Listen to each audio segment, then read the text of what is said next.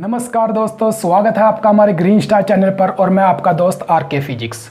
Dear student, हमने topic start किया था जर्नल साइंस।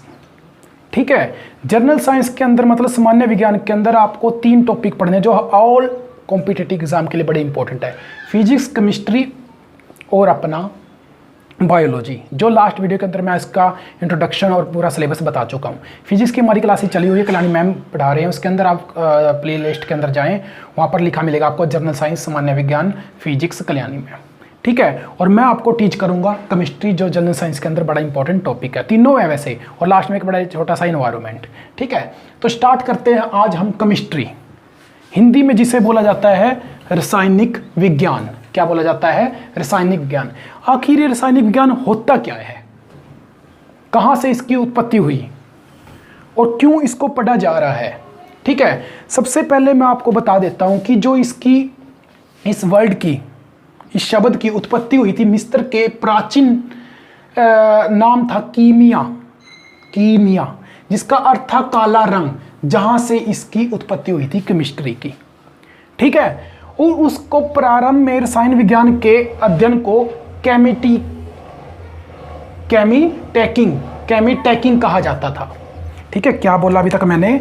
जो केमिस्ट्री है, रसायन विज्ञान है, उसकी उत्पत्ति यानी जो शब्द है केमिस्ट्री, मिस्र के एक प्राचीन नाम था कीमिया, जिसका अर्थ था काला रंग, वहां से इसकी उत्पत्ति हुई। प्रारंभ में रसायन विज्ञान के अध्ययन को क्या बोला जाता? केमिटैकिंग कहा जाता था। कम से कम 300 साल की हम एक स्टडी मान सकते हैं। 1700 ईस्वी से पहले, 300 साल पहले, मतलब 1700 ईस्वी से पहले कह रहा हूं, वहां 300 साल की एक मेहनत चली कई साइंटिस्टों की, तब जाके ये रसायन विज्ञान को हम अच्छे से अध्ययन कर पाए।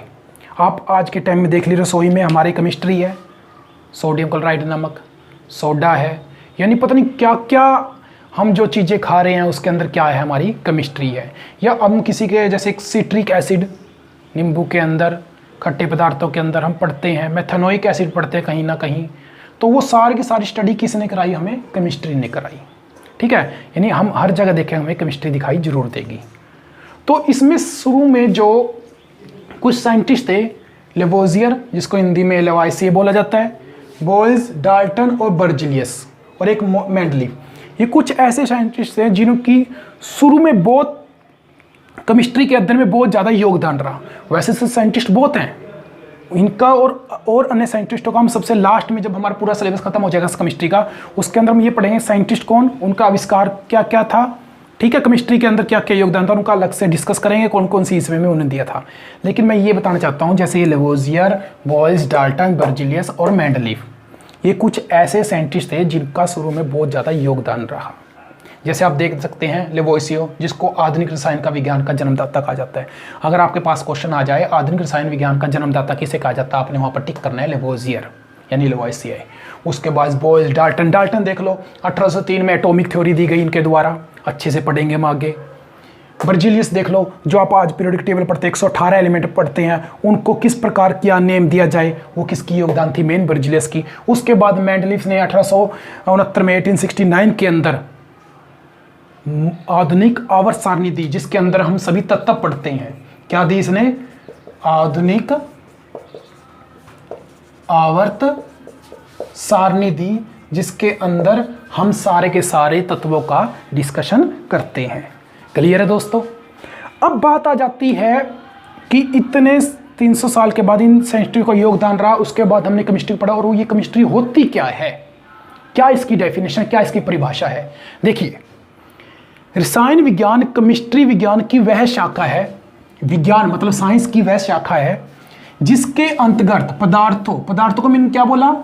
मैटर, कोई भी मैटर हो, पदार्थों को कई जगह ये लिखा मिलता है द्रव नहीं बोल रहा मैं, पानी नहीं बोल रहा, द्रव्य मतलब पदार्थ के गुणों, उनकी प्रॉपर्टीज, उनका संगठन, कॉम्पोजिशन, उनकी संरचना, उनकी शेप, उनमें होने वाले परिवर्तन, उसमें होने वाले चेंजेस, किसी भी पदार्थ के गुणों, संगठन, संरचना और उनमें होने वाले परिवर्तनों और उनकी क्रिया प्रतिक्रिया, उनकी रिएक्शन क्या है एक दूसरे के ऊपर, ठीक है, उनका अध्ययन करना ही क्या कहलाता है हमारा रसायन विज्ञान।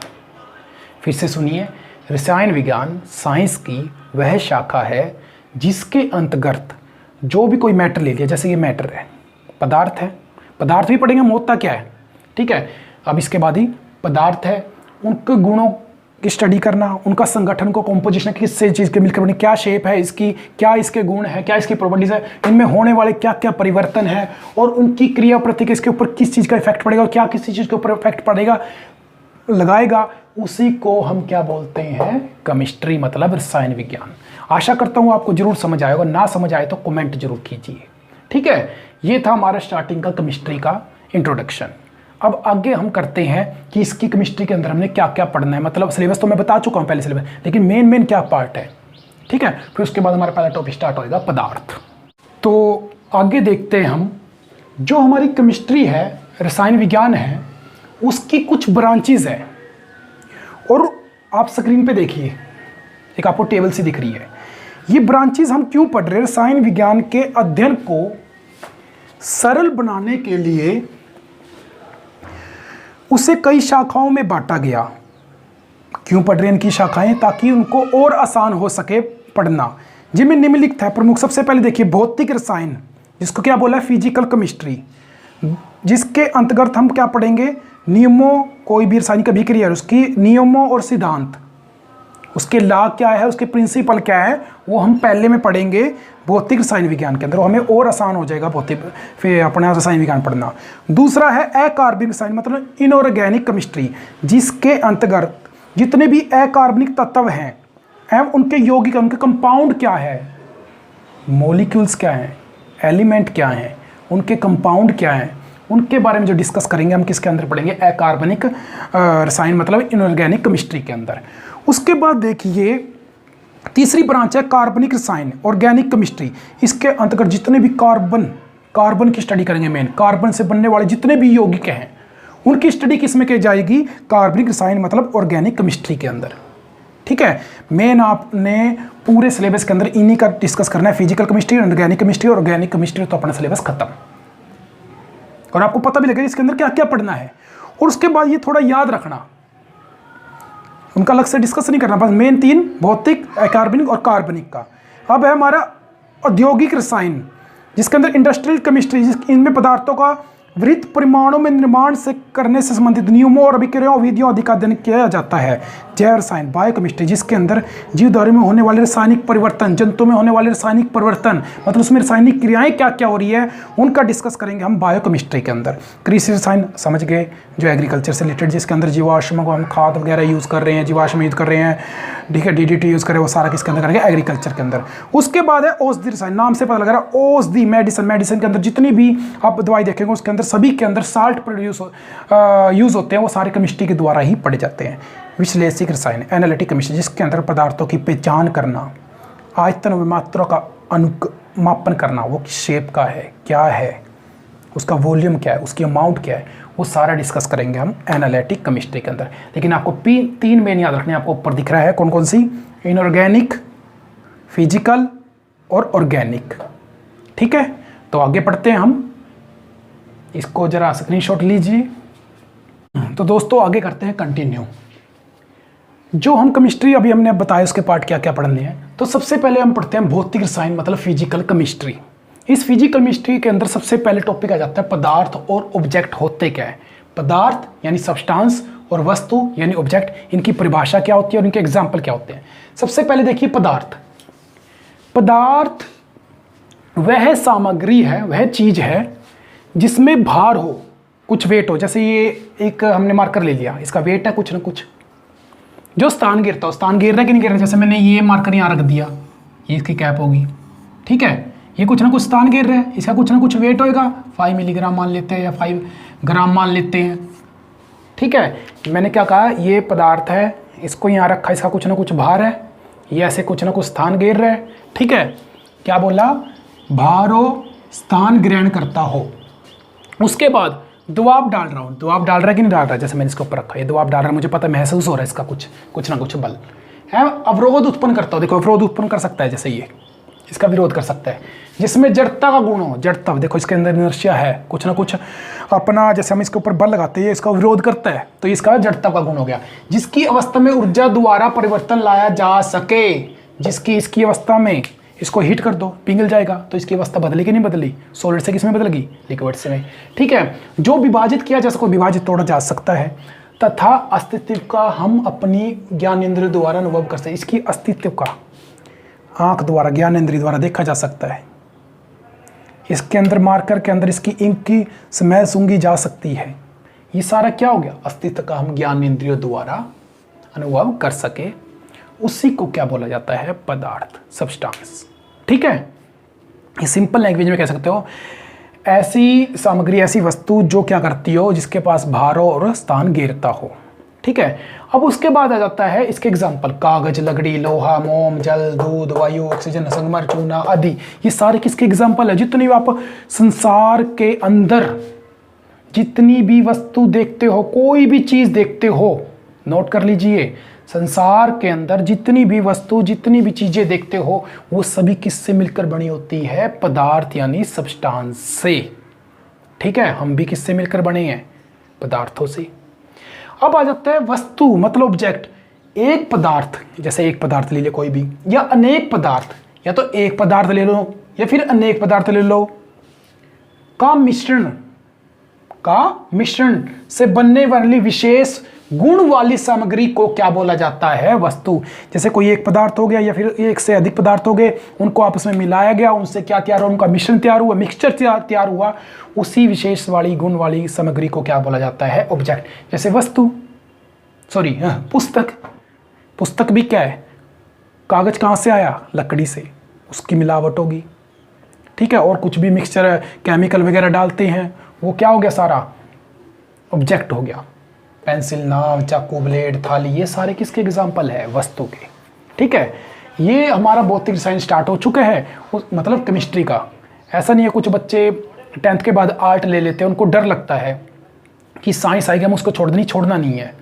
आपको क्या होगा, 2-4 वीडियो देखें, धीरे धीरे आपको समझ आना स्टार्ट होएगा कि हमारा रसायन विज्ञान क्या होता है। 1-2 वीडियो में कुछ प्रॉब्लम आती है, आप लगातार हमारी कंटिन्यू वीडियो को देखते रहे, आपको देखना फिर बिल्कुल आसान लग जाए। ऐसे तो है नहीं ये कोई एलियन है, लेकिन अपने रसायन विज्ञान के जो आपको बिल्कुल दोस्त की तरह लगेंगे। ठीक है, आगे देखिए, आधुनिक विज्ञान है जो हमारा मॉडर्न साइंस है, में पदार्थ को, मैटर को मुख्य प्रकार से विभाजित किया गया है। मतलब 2 प्रकार से, एक तो भौतिक अवस्था के आधार पर, जिसमें हम पढ़ेंगे ठोस, द्रव, गैस। अब इसके बाद नेक्स्ट हम यही पढ़ने वाले हैं, जिससे रिलेटेड कुछ ना कुछ क्वेश्चन आते हैं एग्जाम के अंदर। उसके बाद रासायनिक संगठन के आधार पर, जिसमें हम नेक्स्ट पार्ट हमारा जो होगा वीडियो का, तत्व, एलिमेंट, यौगिक, उनके कंपाउंड, उनका मिश्रण, उनका मिक्सचर, ये सारा किसके आधार पर पढ़ेंगे हम, रासायनिक संगठन के आधार पर। अभी मैंने कहा पदार्थ को आधुनिक विज्ञान के आधार पर 2 भागों में बांटा गया है। भौतिक अवस्था के आधार पर, जिसमें आपने पढ़ना है ठोस, द्रव, गैस, सॉलिड, लिक्विड और गैस। फिर रासायनिक संगठन के आधार पर तत्व, यौगिक, मिश्रण, यानी इसके ऊपर हमारे बहुत ज़्यादा, कम से कम कुछ वीडियो बनने वाली है। इनसे रिलेटेड बहुत क्वेश्चन, यानी जो मैंने बोल दिया ना, ये ऐसे कवर कर दिया है, इनसे देखना बड़े इंपॉर्टेंट है ये। इनसे रिलेटेड कुछ ना कुछ क्वेश्चन आपको एग्जाम के अंदर मिलेंगे। ठीक है, तो इसको स्क्रीनशॉट कीजिए, फिर हम आगे पढ़ते हैं जो आज हमारा भौतिक अवस्था के आधार पर ठोस, द्रव, गैस और लिक्विड, गैस। चलो दोस्तों, आगे हम देखते हैं हमारी वीडियो के अंदर नेक्स्ट टॉपिक, पदार्थों की भौतिक अवस्था, मतलब फिजिकल स्टेट ऑफ सब्सटेंस। पदार्थों को कितनी अवस्था में बांटा गया है, जिससे रिलेटेड आप पुराने एग्जाम देख लीजिए, इनमें से कुछ ना कुछ क्वेश्चन आपको जरूर मिलते हैं। आने वाले एग्जाम के लिए भी बड़ा इंपॉर्टेंट टॉपिक है। पदार्थों को वैसे मेन 3 पार्ट में हम जो अवस्थाएं पढ़ते हैं, ठोस, द्रव और गैस, सॉलिड, लिक्विड और गैस। यही हमें अधिकतर 10th क्लास तक पढ़ाया जाता है, लेकिन आपने ऑल कॉम्पिटिटिव एग्जाम है उसके लिए इसकी 5 अवस्थाएं याद रखनी है। ठोस मतलब सॉलिड, द्रव मतलब लिक्विड, गैस मतलब गैस इंग्लिश में बोला जाता है, और इसकी 4th स्टेट है प्लाज्मा, और 5th स्टेट है BEC, बोस आइंस्टाइन कंडेंसेट बोल देते हैं। ठीक है, अब अगर आपसे पहले पूछे कि इसकी 3 अवस्थाएं आप बता दोगे, ठोस, द्रव, गैस। अगर आपसे क्वेश्चन ये आ जाए कि अपना जो पदार्थ है उसकी 4th स्टेट कौन सी होती है, 4थी अवस्था कौन सी है, तो आपने नाम लिखना है वहां पर प्लाज्मा। उसका भी हम अच्छे से डिस्कस करेंगे। अगर आपसे फिफ्थ स्टेट पूछ ले तो आप कौन सी कहोगे, Bose Einstein condensed state. Fourth कौन सी, प्लाज्मा, और बोस आइंस्टाइन कंडेंस्ड स्टेट कौन सी होगी, फिफ्थ स्टेट। ठीक है, ये आपके सिंपल से क्वेश्चन हो गए अगर आपसे ऐसा पूछ लिया जाए। अब सबसे पहले हम इन 3 अवस्थाओं का डिस्कस कर लीजिए जो आपने 10th क्लास तक पढ़ी है। देखिए सॉलिड, अब जैसे ये चीज है मार्कर, ये कैसी है, सॉलिड। पत्थर है, क्या है, सॉलिड। ऐसे ही लिक्विड, एग्जांपल बता रहा हूं आपको, पानी पी रहे हैं वो हमारा क्या हो गया, लिक्विड। गैस, आपको पता है एनवायरनमेंट के अंदर ऑक्सीजन जितनी भी गैसेज वो सारी क्या होगी, हमारी सिलेंडर के अंदर आप गैस भरते हैं, एलपीजी, सीएनजी, ये सारी किसके एग्जांपल हो गए, गैसेज के। प्लाज्मा और बोस आइंस्टाइन स्टेट इसके बात करते हैं हम। अब आपने इसके अंदर जो मेन प्रॉपर्टीज याद रखनी है, उन्हीं से रिलेटेड क्वेश्चन आने हैं, वो देखिए। सॉलिड, सॉलिड अवस्था कैसी होती है, रिजिड अवस्था होती है। इसके अंदर सभी पार्टिकल कैसे होते हैं, रिजिड यानी स्थिर होते हैं। देखिए जैसे अभी ये एक एग्जांपल हो गया अपना मार्कर का, इसके अंदर सारे पार्टिकल क्या है, एक बिल्कुल स्थिर हैं, एक जगह पार्टिकल क्या हुए हैं, बिल्कुल स्ट्रॉन्ग एक दूसरे के अट्रैक्शन बल है, मतलब जो उनके अंदर है जो अंतराणविक बल है, इंटरमोलिकुलर फोर्स है, वो सारा कैसा इकट्ठा हुआ है, तब इनको बोला जाता है स्थिर अवस्था। और इसके अंदर फिक्स शेप होती है। देखो शेप कैसे होती है, फिक्स्ड होती है। फिक्स्ड वॉल्यूम तो जैसा वॉल्यूम वैसा वैसा रहेगा, कहीं मर्जी फेंक तो वॉल्यूम वैसा ही रहेगा, हाँ तोड़ने के बाद कुछ और हो सकता है। रिजिड स्टेट होती है, फिक्स्ड शेप होती है, फिक्स्ड वॉल्यूम होता है। ठीक है, उसके बाद ये इंटरफोर्स हम सबसे बाद में करेंगे इन सभी का। उसके बाद आती है लिक्विड, एग्जाम्पल आपको पता लग गया, पानी। नॉट रिजिड, क्या स्थिर होता है, बिल्कुल कठोर होता है, कठोर नहीं होता, कठोर बोलेंगे इसको, रिजिड को। नो फिक्स्ड शेप, कोई फिक्स्ड शेप नहीं होती इनकी। फिक्स्ड वॉल्यूम होता है। अगर मैं कह दूं 5 लीटर पानी है, वॉल्यूम कैसा रहा उसका, 5 लीटर ही रहा। ठीक है, उसको मैंने क्या कर दिया, गिलास के अंदर कर दिया, फिर भी 5 लीटर है। एक परात ली, उसके अंदर डाल दिया, फिर भी 5 लीटर है। अब उसको मैंने नीचे बिखेर दिया, फिर भी 5 लीटर, लेकिन उसकी शेप क्या बदल गई, गिलास के अंदर अलग शेप है, परात के अंदर अलग शेप है, नीचे गिरा अलग शेप है। क्लियर है। उसके बाद देखिए गैस, नॉट रिजिड, कठोर नहीं होती बिल्कुल। आपको गैस देखा, ऑक्सीजन वगैरह सारी जितनी गैसें क्या कठोर होती नहीं होती।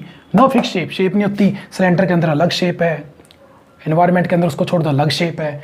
No fix volume, volume fix नहीं होता। सिलेंडर के अंदर अगर हमने फिक्स कर दिया उसका इतना वॉल्यूम, बाहर बिखेर दिया अगर इतने एरिया में उसका अलग वॉल्यूम, उतनी ही जितनी गैस ली हमने और उसको अलग अलग एनवायरनमेंट के अंदर फैला दिया तो उसका फिक्स वॉल्यूम नहीं होता।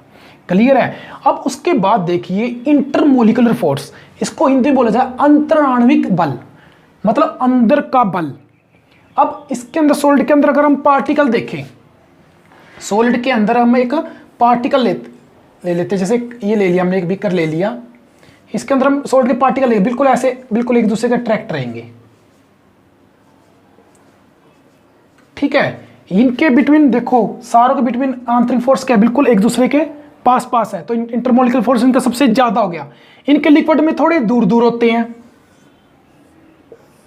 ये देखिए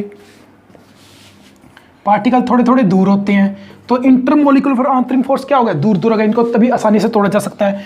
और गैस के अंदर आपको पता ही है वो क्या होते हैं, बिल्कुल बिखरे बिखरे होते हैं, दूर दूर। ठीक है, तो इंटरमोलिकुलर फोर्स सबसे कम किसके अंदर होता है, गैसेस के अंदर। सबसे ज्यादा किसके अंदर होता है, सॉलिड के अंदर। ठीक है, ये थे हमारे सॉलिड, लिक्विड और गैस। अब हम करते हैं नेक्स्ट प्लाज्मा और बीईसी। तो दोस्तों फोर्थ स्टेट प्लाज्मा और बीईसी फिफ्थ स्टेट स्टार्ट करने से पहले आप एक बार स्क्रीन पर देख लीजिए एग्जाम्पल जो अभी कराई है मैंने सॉलिड लिक्विड स्टेट के। ठीक है, सॉलिड लिक्विड स्टेट के आपको स्क्रीन पे एग्जाम्पल दिख रहे हैं। इसमें क्या दिखा रखा है कि जैसे देखिए सॉलिड के would, cattle, stone, car, liquid के रिवर, कॉफ़ी, बकेट, ग्लास हो गए, और अपने गैस के सिलेंडर और ये एक्सटिंग्विशर दिखाई दे रहा है, गैस पंप दिखाई दे रहा है। ये सभी के किसके एग्जाम्पल हो गए, अपने सॉलिड, लिक्विड और गैस के, आपको स्क्रीन के ऊपर दिखाई दे रहे हैं।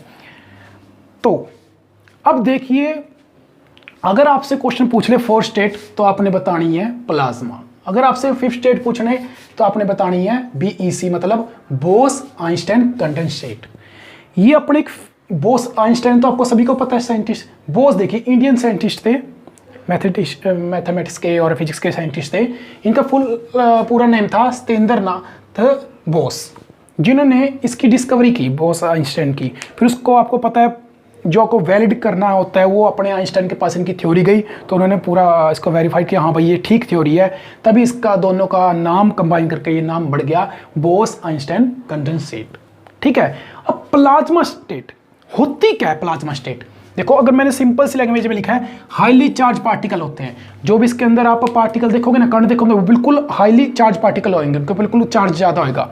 दूसरा हाई काइनेटिक एनर्जी, उनकी गतिज ऊर्जा बहुत ज़्यादा होगी। उसके बाद अगर इनके एग्जाम्पल देखोगे आप, जैसे नोबल गैस, हीलियम, नियोन और आर्गन इसके एग्जाम्पल है, प्लाज्मा टीवी, स्टार, सन, मरकरी, लैंप इसके सभी एग्जाम्पल है। अब होती क्या है देखो, जैसे अगर मैंने एक कंटेनर ले लिया, बंद कंटेनर, इसके अंदर गैस पार्टिकल ये रख लिए,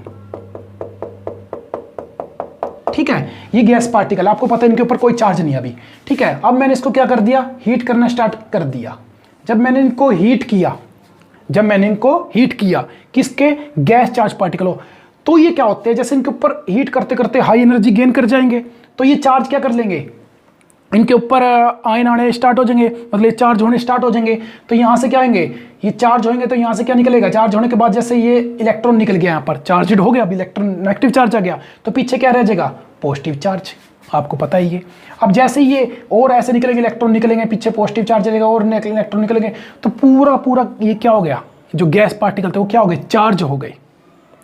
और आपको पता है जब गैस पार्टिकल, हम सिंपल गैस पार्टिकल ले लें, उसके अंदर इलेक्ट्रिसिटी पास करो, नहीं होती वो पार्टिकल। एयर के अंदर इलेक्ट्रिकल एयर है, जैसे अब यहाँ पर फैली हुई एयर, इलेक्ट्रिसिटी यहाँ से पास की, क्या वहाँ पर आगे पास हो जाएगी, नहीं होती।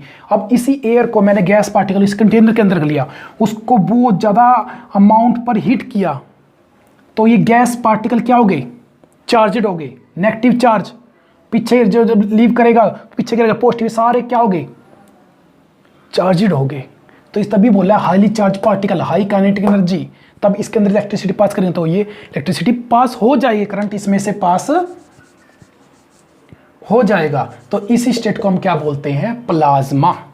ठीक है, तो इसके एग्जांपल आप ये दे सकते हो, जैसे हाइड्रोजन प्लस हाइड्रोजन, ये आपने सन के अंदर देखा होगा, तो इससे मिलकर बनता है हीलियम एटम। ठीक है, चार्ज पार्टिकल, वो किसका एग्जांपल हो गया अपना, प्लाज्मा, सन, स्टार। प्लाज्मा टीवी देखोगे, प्लाज्मा टीवी क्या होती है, एक ट्यूब होती है टीवी के अंदर, ठीक है, इसके अंदर गैस भरी होती है, इनको वही सेम का सेम इसके ऊपर प्रोसेस होता है, तो ये भी क्या इसका एग्जाम्पल हो गया प्लाज्मा का। मरकरी लैंप के अंदर भी किसका एग्जाम्पल हो गया, हमारा प्लाज्मा का। तो आशा करता हूँ आपको जरूर समझ आ गया कि प्लाज्मा फोस्टेट होती क्या है। अपने कॉम्पिटिटिव एग्जाम के लिए इतना बहुत है कि प्लाज्मा अगर हम जितना मैंने बताया आप अच्छे से पढ़ ले तो। उसके बाद फिफ्थ स्टेट है बोस आइंस्टाइन कंडेंसेट। ये मैंने आपको बता दिया, दो साइंटिस्ट थे अपने, एक तो साइंस इंडिया का था क्या बोले इसको, सत्येंद्र नाथ बोस, ठीक है, दूसरा साइंटिस्ट था आइंस्टाइन। इसमें क्या करते हैं, सेपरेट करते हैं एटम को, अलग अलग करते हैं एटम और सब एटॉमिक पार्टिकल। आपको मैं नाम दूं सब एटॉमिक पार्टिकल, जैसे फर्मियोन्स, बोसोन, ये छोटे छोटे पार्टिकल होते हैं, जैसे हम पढ़ते हैं ना इलेक्ट्रॉन, प्रोटॉन, न्यूट्रॉन, इनसे भी छोटे सब एटॉमिक पार्टिकल होते हैं, बोसोन, फर्मियोन्स। ऐसे मैंने एग्जांपल लिया बोसोन का। इनको क्या किया जाता है, कूल किया जाता है near absolute zero temperature, -273.15 degree kelvin, 273.15 degree kelvin पर, बहुत कम टेम्परेचर पे इसको कूल किया जाता है। जैसे अगर मैं यहां पर ले लूं, ये गैस के पार्टिकल है, दूर दूर है, ठीक है, अब मैंने इनको क्या कर दिया, कूल करना स्टार्ट कर दिया इतने डिग्री टेम्परेचर पर, तो ये पार्टिकल क्या कूल होने के बाद ऐसे नजदीक नजदीक आ जाएंगे। जैसे यहां पर देख लो, ये पार्टिकल कूल करने के बाद यहां पर नजदीक नजदीक आ गए। ये देखिए, ये पार्टिकल ऐसे पहले दूर दूर थे, कूल करने के बाद ऐसे नजदीक नजदीक आ गए, तो एक तरह से क्या बन रहा है, क्लस्टर सा बन गया। इसी क्लस्टर को बोला जाता है सुपर एटम। क्या बोला जाता है, सुपर एटम्स। ये क्या थे, एटम्स, किसके, गैस के। अब इनको कूल किया गया, क्या बन गए, सुपर, एक क्लस्टर सा बन गए इकट्ठे होकर, इनको बोला जाता है सुपर एटम। और यही स्टेट दोस्तों क्या कहलाती है, बोस आइंस्टाइन कंडेंसेट। ठीक है, तो आशा करता हूं आपको जरूर समझ आया होगा कि प्लाज्मा और बोस आइंस्टाइन कंडेंसेट हमारी क्या होती है।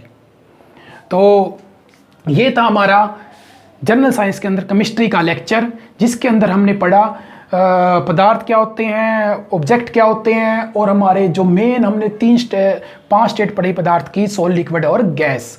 तो धन्यवाद दोस्तों, जय हिंद, जय भारत। तो अगली वीडियो जो भी हमारी आएगी आपको तुरंत नोटिफिकेशन पहुंच जाए, तो इसके लिए हमारे चैनल को सब्सक्राइब कीजिए।